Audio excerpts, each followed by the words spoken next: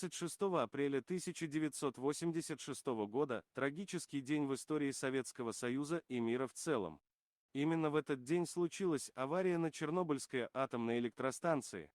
Огромные территории вокруг станции стали зоной отчуждения.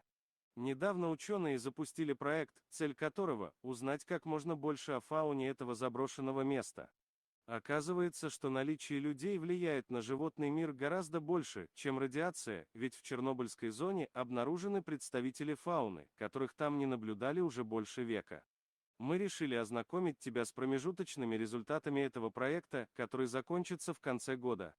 За последние 30 лет количество животных в зоне отчуждения возросло в разы, а это позволяет утверждать, что радиация не так пагубно влияет на фауну, как человеческое вмешательство.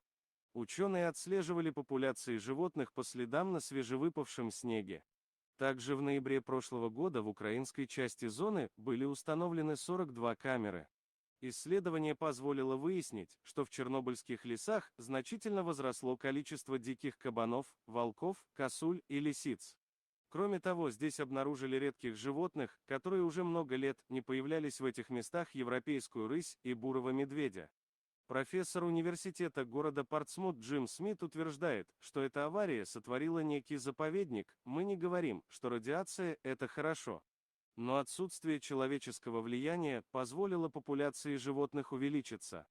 В Чернобыльской зоне даже удалось заснять зубров и лошадей Пржевальского. Как видишь, иногда человек может быть гораздо большим злом, чем радиоактивное загрязнение. По-моему, нам стоит задуматься. Если ты со мной согласен, то поделись этим материалом со своими друзьями и знакомыми. Спасибо за просмотр. Подписывайтесь на канал, где вы найдете еще много интересного, а также ставьте лайки и пишите комментарии, что думаете насчет этой истории.